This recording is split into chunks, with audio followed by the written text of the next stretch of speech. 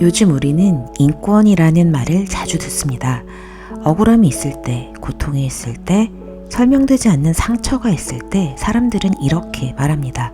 이건 인권의 문제야. 최근 드라마 프로보노를 보면서 저는 한 가지 질문이 마음에 남았습니다. 인권이라는 이름으로 우리는 어디까지 말할 수 있을까? 그리고 그 속에서 잉태된 생명의 자리는 어디에 있어야 할까? 이 질문으로 오늘 이야기 시작해 보려고 합니다. 드라마 속 소녀는 원치 않는 임신으로 태어났고 장애를 갖고 태어났고 그로 인해 엄마가 힘들어하는 모습을 보며 이렇게 말합니다. 차라리 내가 태어나지 않는 게 나았을지도 모른다. 마음이 아프더라고요. 나 때문에 엄마가 불쌍하다. 나는 존재하지 않는 편이 나았을지도 모른다. 라는 존재 자체에 대한 부정이니까요. 싸우자는 언어가 아니라 깊이 닫힌 마음의 언어이기 때문입니다. 소녀는 처음에 자신을 태어나게 한 하나님을 고소하고 싶다고 프로보노 팀을 찾아옵니다. 하지만 현실적으로 불가능하자 가출 청소년이었던 엄마가 출산했던 병원을 후원했던 대기업이 새로운 소송 대상이 됩니다. 프로보노 팀은 이렇게 판단합니다. 낙태를 원했던 소녀에게 출산을 유도했고 그 이후의 삶은 책임지지 않았다. 그렇다면 책임을 져야 한다. 정리하면 이런 메시지입니다. 낳고 싶지 않던 아이를 낳게 했다. 지금의 불행은 억제 출산의 결과다. 그러니 기업이 책임져야 한다. 하지만 그 아픔에 공감하면서도 우리가 분명히 해야 할 것이 있습니다. 공감해야 할 감정과 동의할 수 없는 메시지는 다르다는 것. 그렇다면 반대로 이런 질문도 가능하지 않을까요? 그럼 낙태를 원하면 언제나 낙태를 도와줘야 하는가? 준비되지 않은 엄마라서 상황이 너무 힘들어서 인생이 꼬일까봐 두려워서 낳지 않겠다고 말한다면 그 선택을 지원하는 것이 정말 인권의 완성일까요? 그렇다면 그 생명은 처음부터 없어도 되는 생명이었나 생각을 해봐야 합니다. 조건이 맞지 않으면, 상황이 좋지 않으면 존엄이 취소될 수 있는 생명인가요? 이 논리가 굳어지면 가장 덜 아파 보이는 선택이 가장 옳은 선택처럼 보이게 됩니다. 그러면서 생명의 자리는 상황에 따라 흔들리는 자리로 밀려납니다. 가난하면, 준비가 안 되어 있으면, 장애가 있으면 존재 자체가 다시 평가받게 됩니다. 이건 따뜻하지도 않고 안전하지도 않은 사회입니다. 우리나라는 잉태되자마자 생명의 가치를 부여해서 태어나면 1살이라는 나이를 부여하잖아요. 물론 최근에 만 나이로 바뀌기도 했지만 우리나라의 정서는 그런 정서죠. 이 문제를 생각하다 보면 결국 우리는 생명 그 자체를 어떻게 보느냐라는 질문 앞에 서게 됩니다.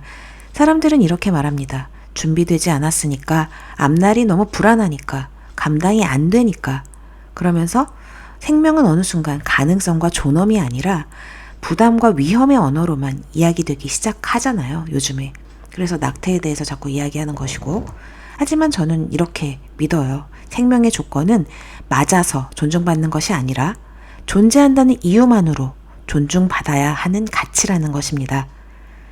기독교 신앙은 이렇게 말합니다. 하나님은 어느 생명 하나도 실수로 이 땅에 보내지 않으셨고 어머니 뱃속에 있을 때부터 아셨고 특히 약한 생명을 깊이 사랑하신다고.